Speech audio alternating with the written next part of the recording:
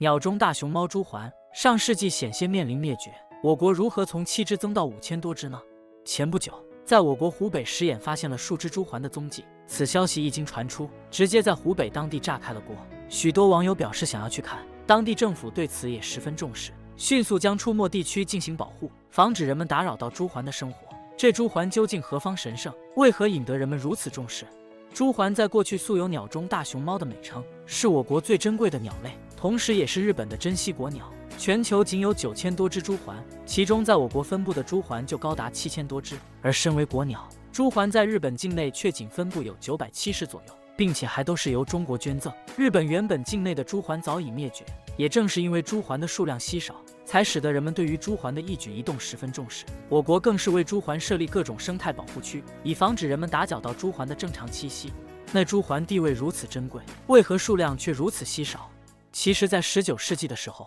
那时朱鹮数量十分繁多，种族遍布中国、日本、朝鲜和西伯利亚等多个地区。但不久之后，朱鹮却遭到了人们的大肆屠杀。那时的朱鹮因为喜欢在水稻、水田和河滩等农田附近活动，平常以各种虫子、小鱼、青蛙等小动物为食。但那时的人们以为朱鹮是在破坏农田，就将朱鹮判断为了害虫。日本当地更是对朱鹮展开了狩猎计划，至此朱鹮数量锐减。当日本政府发现自己的错误时，朱鹮已经被人们屠杀殆尽。日本全国上下仅剩下5只朱鹮，日本政府对这5只朱鹮带回动物园，试图通过人工繁殖来补救，但很快5只朱鹮就全部死亡，日本政府只能宣布灭绝。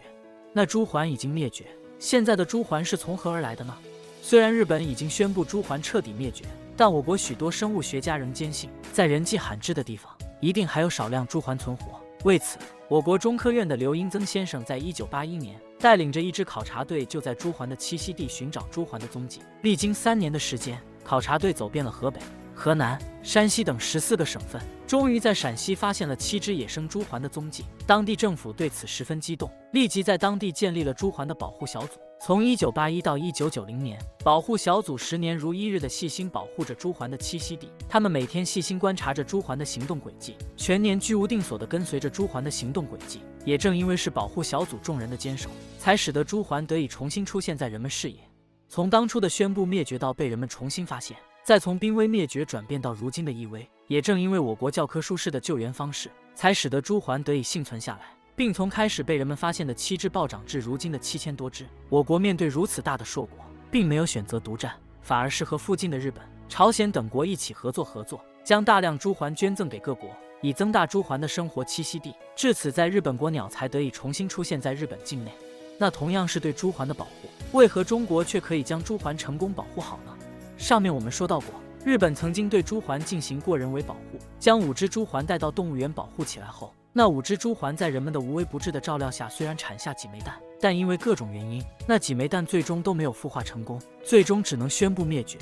而我国在这一方面吸取了日方的失败教训，并没有插手朱鹮的生活，只是建立保护区将其保护起来，防止人类打扰到朱鹮的生活。不仅如此，为了扩大朱鹮的栖息地，我国采取了一种叫做还田一分的共生方式。为了给朱鹮一个有利于繁衍生息的健康环境，这里的人们放弃了高速发展和规模化高产的农业模式，在朱鹮出没的地区人工耕种了大量稻田，并且为了朱鹮的安全，完全没有使用农药，只为给朱鹮创造更多的捕食环境。但朱鹮在捕食的同时，也变相帮助人们防止庄稼遭到虫子的侵害，而人们也因此获得了一批绿色无公害的有机稻田。就这样，朱鹮在人们的有益下，栖息地和捕食范围逐渐扩大，数量也在逐渐上升。除此之外，我国经过多年的进步，已经有了一套完善的朱鹮养殖技术。在朱鹮栖息地附近，我们已经建造了多个朱鹮养殖基地，人工对朱鹮进行养殖和野化训练。目前已经有数百只朱鹮被人们放生野外后，并在野外健康生存下来了。我相信，只要人们继续坚持下去对朱鹮的保护，终有一天，朱鹮的身影可以重新遍布在这片美丽的天空之上。好了，我们今天的视频到这里就结束了。如果你对本期视频仍有自己的疑问或看法，欢迎大家评论区留言点赞，让我们下期再见。